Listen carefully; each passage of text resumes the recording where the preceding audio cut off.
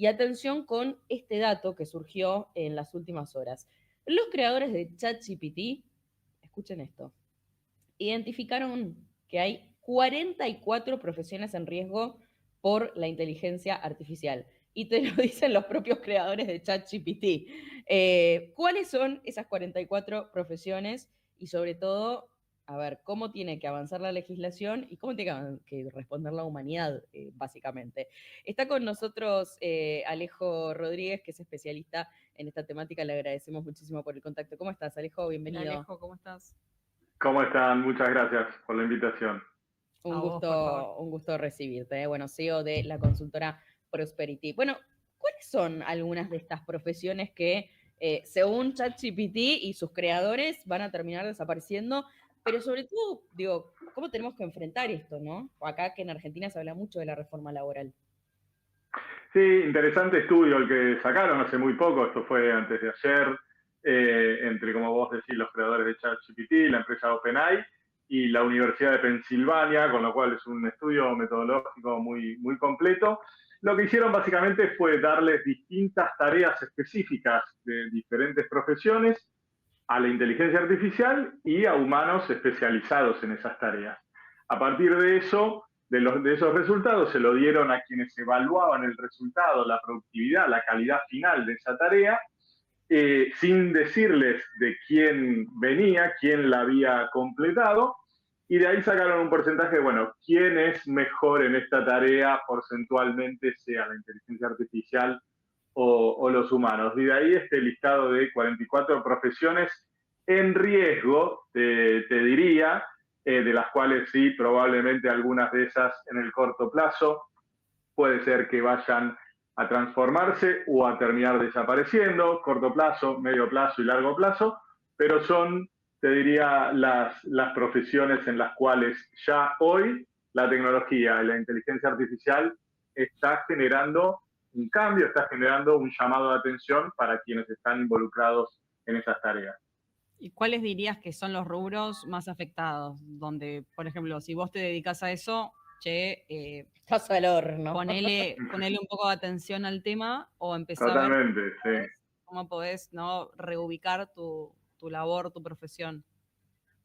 Bueno, hay algunas que nosotros ya venimos escuchando hace tiempo, pero este estudio lista estas 44 y las categoriza, le da prioridad como número uno. Dentro del top 10 se habla de los traductores, los editores de texto, en menor medida obviamente los programadores, los diseñadores gráficos.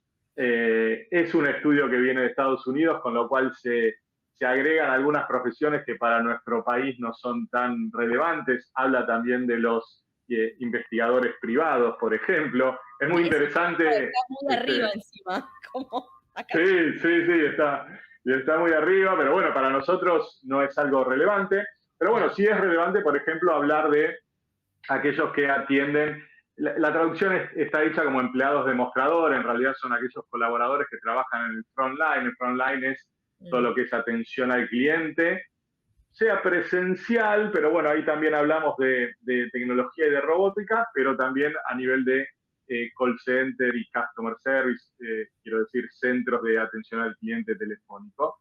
Y ahí sí se notó que hay mucha capacidad de la inteligencia artificial de resolver rápidamente algunos requisitos que habitualmente son de información o de preguntas y respuestas más sencillas, que a ustedes les pasará con ChatGPT, por ejemplo, o con otras inteligencias artificiales, que te las da con el mejor humor, de la mejor forma, agradeciéndote la pregunta y hasta dándote más opciones en la respuesta, ¿no? O ese estudio, ¿no? Que no me acuerdo de quién lo hizo, pero que habían probado un call center donde atendía un humano y un robot, y que a la gente le preguntaban cuál había preferido y la mayoría de las personas habían preferido el robot. Qué loco. Sí, porque bueno, muchas veces también sucede que en esa interacción humana aparece en todo el campo de las emociones y cómo llega el cliente y cómo está el colaborador. Y a veces uno lo que busca es más la resolución rápida, concreta y la productividad dada. Y en ese caso muchas veces es mejor interactuar con una inteligencia artificial. Muchas veces no. A veces cuando nos pasa, quizás les pasa a ustedes también, cuando estamos enojados con alguna compañía y llamamos para hacer una queja, un reclamo, lo que fuere, y no queremos que nos atienda un bot. Queremos hablar con alguien que nos solucione el tema rápido, pero necesitamos también esa interacción humana. Por eso se habla también mucho de la humanización de la tecnología, ¿no? Esa conexión entre la productividad y los beneficios que trae realmente la inteligencia artificial, pero con un humano. ¿Se cortó? Ay, se cortó. Un humano, estaba diciendo, me parece. Acá, ¿ves? La tecnología nos falló, loco. Tecnología. ¿Dónde está el reemplazo? Ahí lo tenemos de nuevo, a ver. Ahí lo recuperamos. Ahí Sí, está. sí, ahí estamos viendo el listado también. Sí, me preocupé en el segundo que dice periodistas y reporteros / analistas de noticias 53%, porque ya hay sitios que están escribiendo noticias por nosotros, pero lo que decíamos los periodistas es, bueno, pero que te escriba una gacetilla, buenísimo, porque es lo que el periodista nunca quiere hacer, uno quiere hacer el análisis. Pero acá dice analistas de noticias también. No, porque también se están creando como avatars que presentan noticias.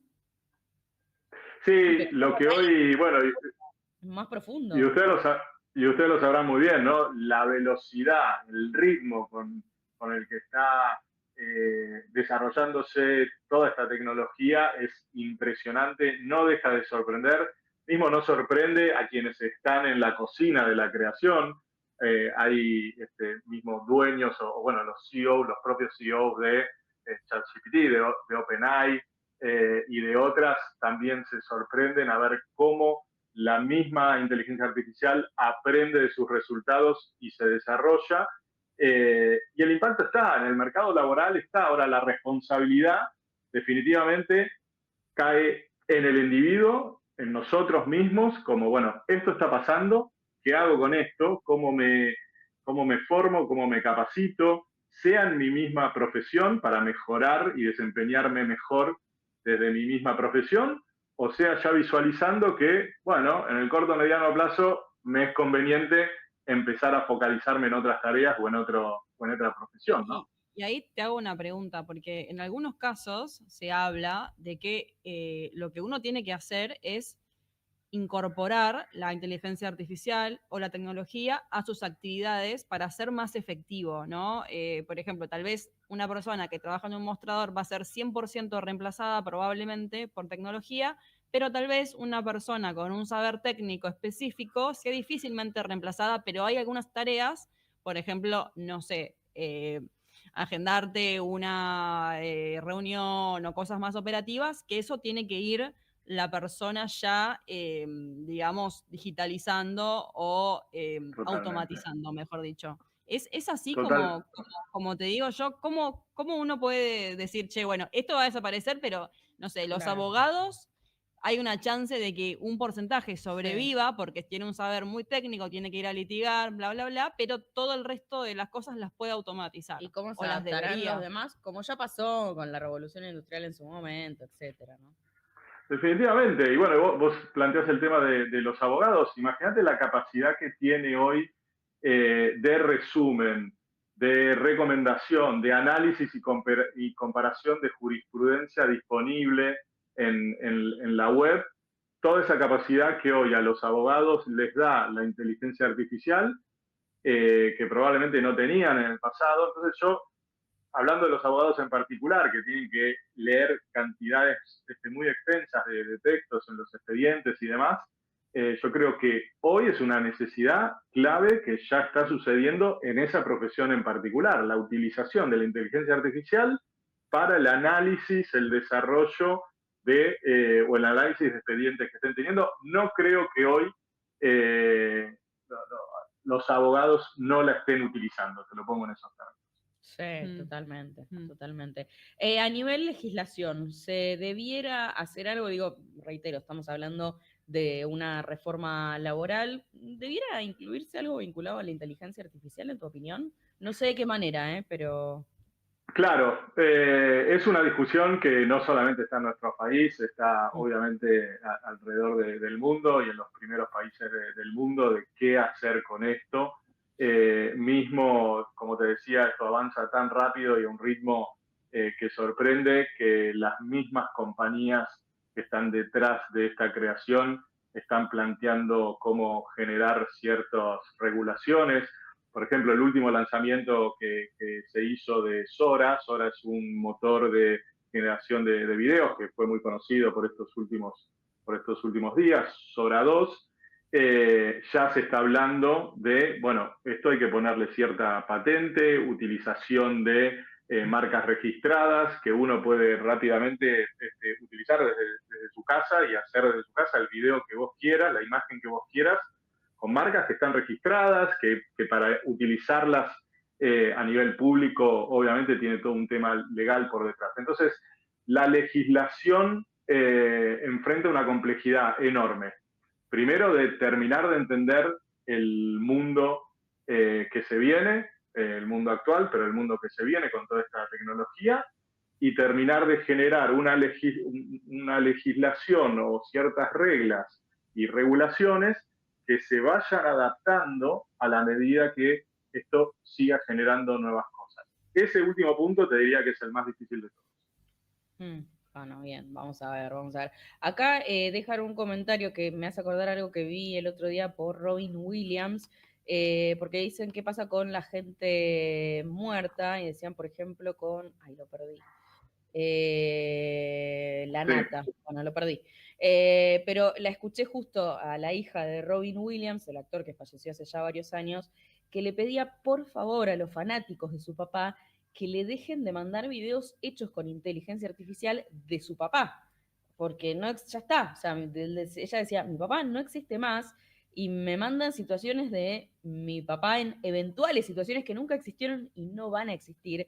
Y a mí eso me destruye. Dice, yo sé que no lo hacen con mala intención, pero a mí me destruye, ¿no? Y sacó un comunicado pidiendo eso. Y ahí digo, qué difícil entender el límite, ¿no? También como... Mal. Muy Black Mirror todo. Que viste que hay cosas de Black Mirror que me decía, esto no va a pasar nunca. Claro. Pues está pasando. Sí, está pasando. Sí, a eso me refería cuando hoy por hoy están estas mismas empresas generando ciertas restricciones en la utilización de imágenes públicas, no solamente de marcas privadas, sino de imágenes públicas de reconocidos para generar videos que hoy mismo, aún hoy, se puede hacer y de manera muy sencilla desde casa, ¿no? Totalmente. Bueno, tremendo. La verdad que es interesante y me parece que hay que debatirlo. Está sí, y de vuelta, el llamado de atención es para todos, no solamente para las nuevas generaciones, es para todos, de cómo nos adaptamos desde nuestros puestos de trabajo, nuestras profesiones en el mercado laboral, cómo nos adaptamos a esta realidad. Aprendizaje y formación continua. Las empresas deben trabajar en la regeneración de puestos de trabajo, no eliminación de puestos de trabajo, sino en esto de cómo humanizamos la tecnología y generamos esa vinculación entre ambas cosas. Y definitivamente también la mirada del Estado y del sistema educativo para que esto cada vez esté más inmerso desde los niveles iniciales hasta el nivel secundario, el terciario y la universidad. Entonces, educación, Estado, empresas y la responsabilidad del individuo hoy es una necesidad y es un llamado de atención. Totalmente. Interesantísimo escucharte, Alejo. Te agradecemos muchísimo por el contacto. Muchísimas gracias, Alejo. Bueno, muchas gracias a ustedes. Un abrazo. Nos vemos.